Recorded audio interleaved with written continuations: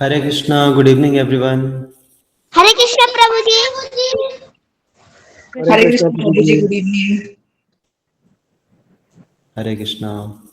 आप सभी का हृदयपूर्वक स्वागत है भगवत गीता के इवनिंग सेशन में। तो आज हम एक बहुत ही महत्वपूर्ण श्लोक का लेने वाले हैं, जो है दूसरे अध्याय का 10वां श्लोक।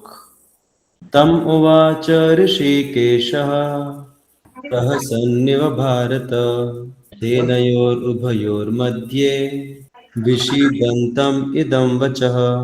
हरे Krishna translation.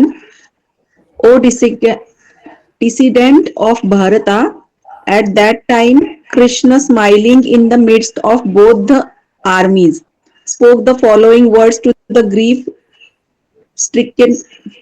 stricken Arjuna. Hare Krishna. Thank you Nisha माता जी। तो ये श्लोक कौन बोल रहे हैं, कोई बता सकता है? अर्जुना। अर्जुना। अर्जुन यहाँ पे बोल रहे हैं कि अर्जुन को बोला कृष्णा ने, तो अर्जुन कैसे बोल नहीं, सकते ये भारत वो संजय बोल रहे हैं। हैं? हाँ, संजय बोल रहे हैं। और ये डिसेंडेंट ऑफ भरता किसको संबोधित किया जा रहा है? कृष्णा। कृष्णा। अर्जुन। अर्जुन। संजय अर्जुन से बात कर रहे हैं, कृष्णा से बात कर रहे हैं? धृतराष्ट्र। अच्छा, मजा आया कंफ्यूज करने में सभी को। तो यहाँ पे संजय बात कर रहे हैं धृतराष्ट्र से। तो जरूरी नहीं है जहाँ पे भी डिसेंडेंट ऑफ भरत आया मतलब वो अर्जुन ही हो, क्योंकि पूरा का पूरा जो कुरु वंश है वो भरत महाराज के वंश में आता है। तो even Dhritarashtra is also descendant of Bharat. यहाँ पे संजय बता रहे हैं भरत महाराज, सॉरी, धृतराष्ट्र महाराज को कि उस समय, किस समय? एट दैट टाइम लिखा है ना, एट दैट टाइम कृष्णा, मतलब किस समय? कोई बता सकते हैं किस समय, मतलब क्या टाइम हो रहा था जब भगवान ने बोलना शुरू किया? 7:30 बज रहे थे क्या उस टाइम पे? कितने बज रहे थे? किसी को नहीं पता, मुझे भी नहीं पता कितना बज रहा था। लेकिन यहाँ पे जब बोल रहे हैं एट दैट टाइम, मतलब उसका क्या मीनिंग है? मतलब उस समय। हाँ, ऑब्वियसली किस समय?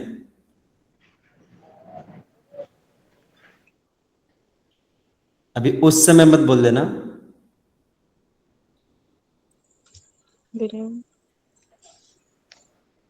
किस समय? देखिए यहाँ पे संदर्भ क्या चल रहा है कि अभी जस्ट पिछले ही श्लोका में अर्जुन ने बोला कि मैं युद्ध नहीं लड़ूंगा, राइट? तो आप में से काफी लोग कल वाले सेशन में थे, इसलिए पूछ रहा हूं मैं चेक कर रहा था कि किस किस को याद है कॉन्टेक्स्ट क्या चल रहा है। तो बेसिकली अभी हम महाभारत के उस पड़ाव में हैं कि अर्जुन ने कृष्ण को बोला कि हमारा रथ आप दोनों सेनाओं के बीच में लेके चलिए, मुझे देखना है सामने कौन कौन है, अपोजिट पार्टी में, विपक्ष में कौन कौन है। तो कृष्ण रथ को लेके गए और अर्जुन ने जब देखा सामने धृतराष्ट्र को, सॉरी धृतराष्ट्र तो नहीं थे उधर, भीष्म पितामह को देखा, द्रोणाचार्य को देखा, अपने भाई बंधुओं को देखा, बड़े बुजुर्गों को देखा, तो फिर उनके मन में अनेक प्रकार के संशय आ गए कि मुझे युद्ध नहीं लड़ना चाहिए। किन किन कारणों से नहीं लड़ना चाहिए, वो सारे कारण उन्होंने कृष्ण को सुनाए कि मुझे इस कारण से नहीं लड़ना चाहिए, उस कारण से नहीं लड़ना चाहिए। ऐसे सारे सुना सुना के फाइनली फिर वो परेशान हो गए और वो असमंजस में पड़ गए कि मुझे युद्ध लड़ना चाहिए कि नहीं लड़ना चाहिए, समझ में नहीं आ रहा है मुझे। क्योंकि उनका क्षत्रिय धर्म जो है वो उनको बोल रहा था कि युद्ध लड़ो, लेकिन फिर भी बहुत सारे उनको संशय आ रहे थे कि युद्ध लड़ेंगे तो अलग अलग प्रॉब्लम्स हो सकती हैं। तो वो सब सोच के फाइनली वो थक हार के उन्होंने कृष्ण की शरण ली और कृष्ण को बोला कि अभी आप ही बताओ मुझे क्या करना है। तो कृष्ण ने फिर उनको बोला कि अरे क्या तुम इतने कमजोर दिल कैसे हो गए, तुम तो क्षत्रिय हो, तुमको ये सब नहीं सोचना चाहिए। तो अभी तक कृष्ण ने उनको तत्व ज्ञान देना शुरू नहीं किया, राइट? तो पहले अर्जुन ने उनसे पूछा कि मुझे क्या करना चाहिए, मुझे समझ में नहीं आ रहा है, आई एम कंफ्यूज्ड। तो कृष्ण ने उनको तत्व ज्ञान नहीं दिया, कृष्ण ने उनको नीति ज्ञान दिया। ज्ञान के भी अलग अलग स्तर होते हैं। एक रहता है नैतिक ज्ञान, मतलब इस समाज में, इस संसार का ज्ञान जो साधारण जीवन जीने में हमें मदद करता है, व्यावहारिक ज्ञान। और उससे परे रहता है तत्व ज्ञान। तत्व ज्ञान मतलब जीवन के और दुनिया के जो तत्व है, उसके जो एनालिटिकल अंडरस्टैंडिंग के माध्यम से चीजों को समझना, दैट इज तत्व ज्ञान। और फिर उसके भी परे रहता है धर्म ज्ञान। धर्म कि धर्म क्या बोलता है, क्या करना चाहिए क्या नहीं करना चाहिए। और अल्टीमेट जो ज्ञान है दैट इज भक्ति का ज्ञान, दैट इज द अल्टीमेट ज्ञान। तो यहाँ पे भगवान डायरेक्टली धर्म या फिर भक्ति से शुरू नहीं करते, वो पहले नैतिकता से शुरू करते हैं। तो नैतिकता के बलबूते पे वो बोल रहे हैं कि अरे आप क्षत्रिय हो, क्षत्रिय होते हुए आप इतने कमजोर कैसे हो गए, ऐसा उन्होंने बोला। लेकिन फिर भी उससे भी अर्जुन को शांति नहीं मिली। और फिर अर्जुन बोले कि नहीं नहीं मैं नहीं लड़ूंगा, ऐसे करके अभी फाइनली पिछले वाले श्लोक में बोले वो कि मैं नहीं लड़ूंगा, आई शैल नॉट फाइट। और ये बोल के उन्होंने अपना तलवार, ये जो भी अपना जो धनुष है वो छोड़ दिया, उनके हाथ से गिर गया वो, और वो ऐसे ही बैठ गए कि नहीं लड़ूंगा। तो अभी यहाँ पे ये जो कॉन्टेक्स्ट चल रहा है, जब यहाँ पे लिखा है कि एट दैट टाइम, तो वो समय था जब अर्जुन ने डिक्लेयर कर दिया है कि मैं युद्ध नहीं लड़ूंगा। Okay, he has declared that. तो अभी उसके बाद क्या होगा वो अभी हम देखेंगे। तो at that time Krishna smiling in the mids of the both the armies spoke the words, following words to the grief stricken Arjuna. जब अर्जुन ऐसे बोले कि मैं युद्ध नहीं लड़ूंगा, ऐसे कंक्लूड करके बैठ गए, तो कृष्ण गुस्सा नहीं हुए या कृष्ण परेशान नहीं हुए, सिर्फ स्माइल किया उन्होंने। कृष्ण ने सिर्फ स्माइल किया। क्यों? क्योंकि कृष्ण को सब कुछ पता है। और इसके अलग अलग उदाहरण, अभी ये जो हमने देखा कि कृष्ण स्माइल किए, तो कृष्ण की स्माइल जो है, उनका जो स्माइल को क्या बोलते हैं हिंदी में, स्मित हास्य, जो उनका स्मित हास्य है उसके भी बहुत रहस्य रहते हैं। भगवान जो भी कुछ करते हैं, कृष्ण जो भी कुछ करते हैं, उन सभी का कुछ ना कुछ डीप कारण रहता है, बहुत गहराई वाला कारण रहता है। तो कुछ आचार्य बोलते हैं कि यहाँ पे कृष्ण ने स्माइल क्यों किया, क्योंकि अभी तक अर्जुन जो है वो उनके मित्र के रूप में थे, और अभी अर्जुन का उनके साथ जो संबंध है वो मित्रता छूट के अभी वो एक शिष्य के रूप में कृष्ण को अप्रोच कर रहे हैं। तो इसीलिए कृष्ण ने स्माइल किया कि बहुत अभी बड़ी बड़ी बातें कर रहा था मेरा दोस्त, अभी ये मेरी शरण ले रहा है as a student, as a shishya. तो that is one reason why he was smiling, Krishna was smiling. और दूसरा रीजन था कि कृष्ण परेशान नहीं होते, भगवान परेशान नहीं होते कि अरे ये मेरी बात नहीं सुन रहा, ये गलत कर रहा है, नहीं, भगवान हमेशा कूल रहते हैं। उन्होंने सिर्फ स्माइल किया। आप लोग राधा वृंदावन चंद्र के सामने कुछ भी कैसे भी हालत में आए, भगवान हमेशा आपको देख के स्माइल करेंगे, राइट? किसी ने देखा है भगवान आपको देख के नाक मुंह सिकोड़ रहे हैं? नहीं, कृष्ण इज ऑलवेज स्माइलिंग। तो उसका कारण ये है कि कृष्ण को सब कुछ पता है क्या होने वाला है, और he knows everything and he can deal with everything. Generally जो लोगों को बहुत ज्ञान रहता है चीज़ों के बारे में, अवेयरनेस रहता है, और जिनका कंट्रोल रहता है चीज़ों के ऊपर, वो डिस्टर्ब नहीं होते, वो कूल रहते हैं हमेशा, राइट? चाहे सिचुएशन ऊपरी रूप से दिखे कि उनके कंट्रोल में है या नहीं है, लेकिन वो डिस्टर्ब नहीं होते, क्योंकि अल्टीमेटली उनके कंट्रोल में सब कुछ है और उनको हर चीज़ का अवेयरनेस है। तो इसलिए यहाँ पे कृष्ण डिस्टर्ब नहीं हुए, उन्होंने सिर्फ स्माइल किया, बहुत सुंदर स्माइल किया कृष्ण ने, very attractive smile. And then उन्होंने फिर बोलना शुरू किया। क्या बोलना शुरू किया? अभी इसके आगे से तत्व ज्ञान शुरू होगा। ओके, तो ये बहुत ही इंपॉर्टेंट श्लोक इसलिए है क्योंकि इसके पहले तक कृष्ण ने तत्व ज्ञान नहीं दिया था। ओके, तो एक्चुअल में भगवत गीता का जो तत्व ज्ञान है, फिलॉसफी है, वो शुरू होगा इसके आगे के श्लोकों से।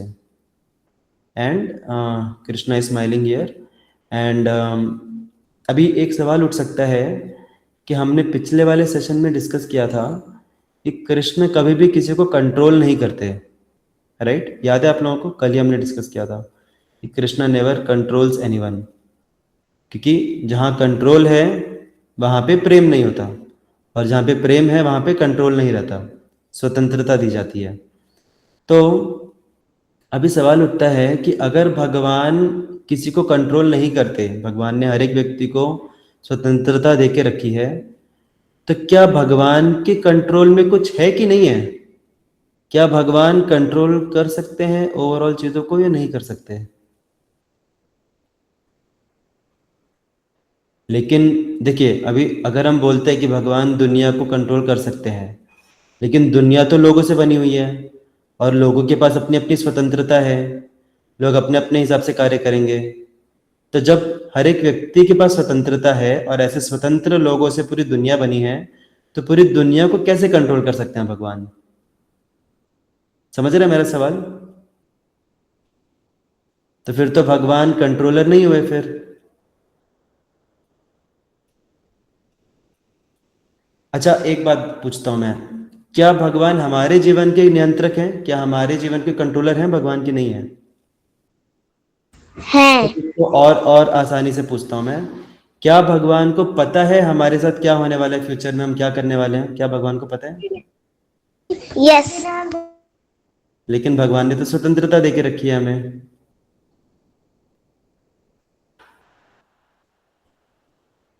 भगवान ने अगर हमें स्वतंत्रता देके रखी है तो उनको कैसे पता कि हम क्या करने वाले हैं?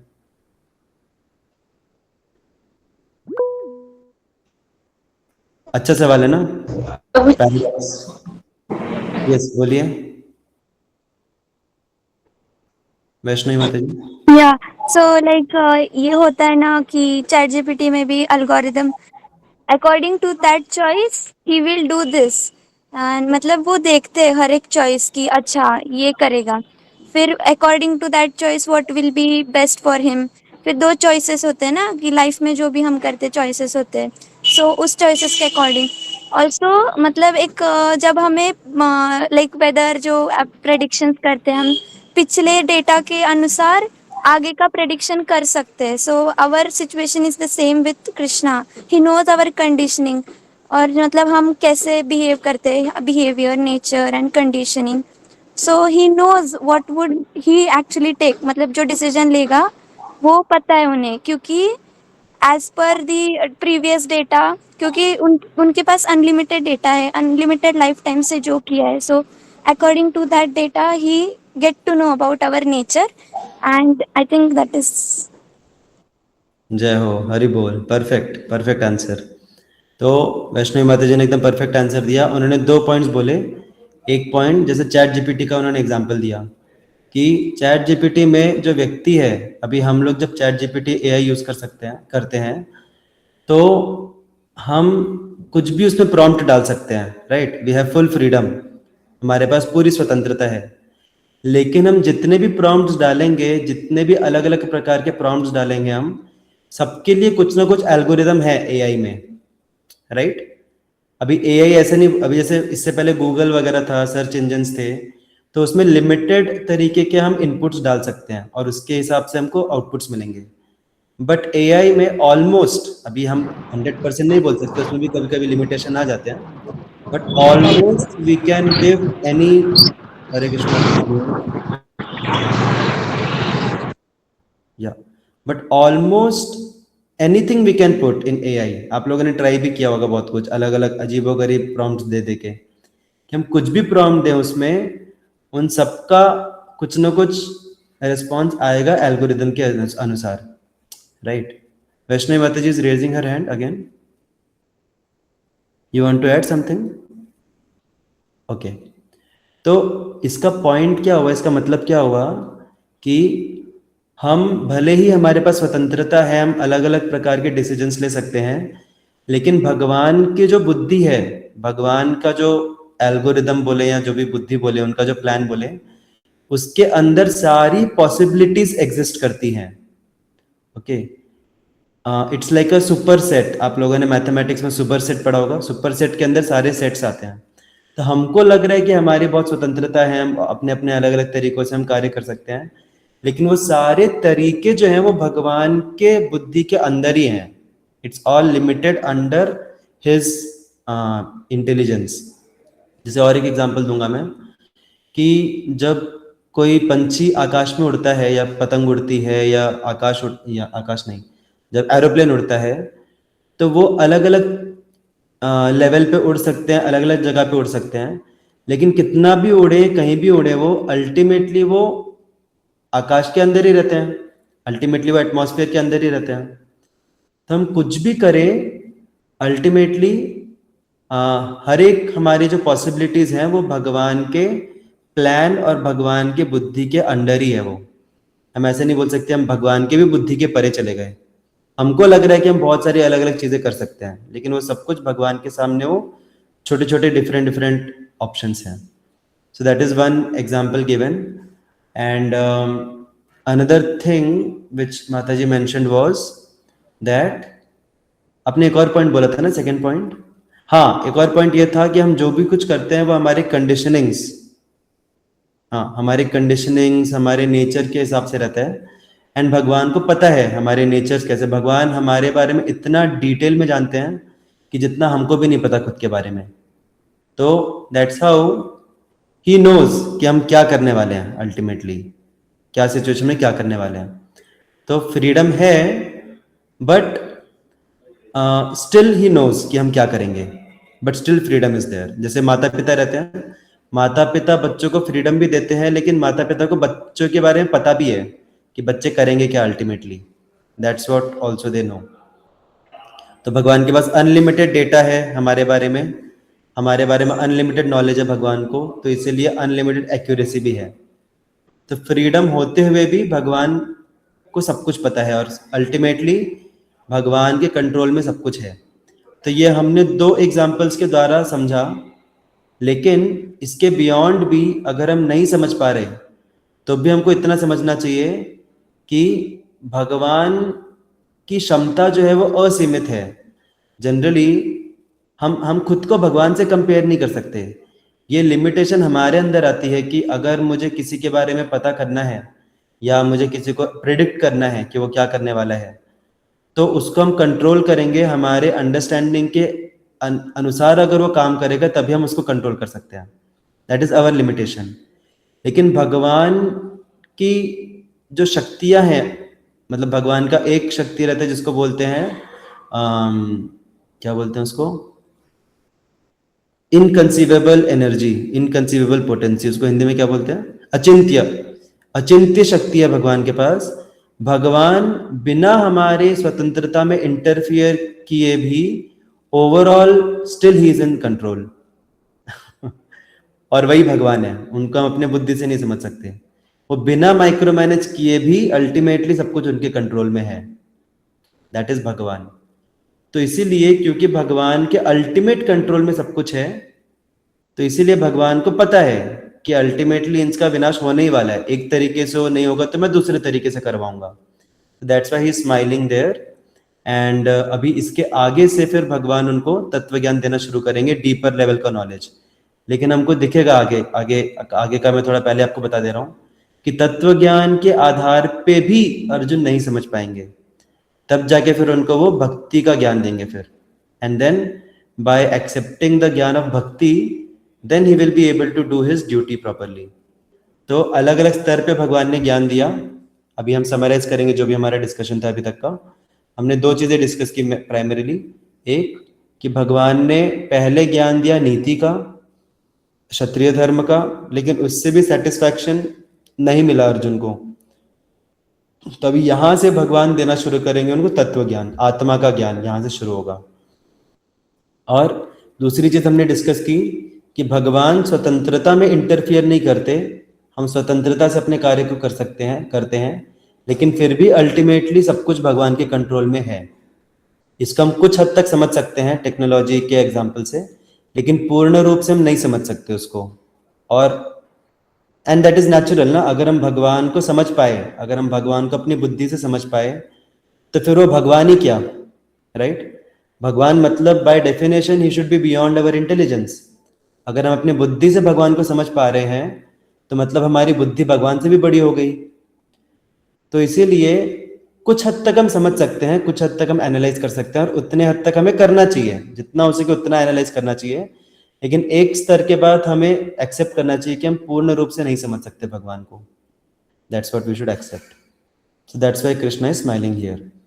तो आगे के जो श्लोक रहेंगे उसमें हमें एक्चुअल में फिर कृष्णा बोलना शुरू करेंगे इसके आगे से. Hare Krishna. It's 7:50. Will stop here. Shrimad Bhagavad Gita की जय. श्रील प्रभुपाद की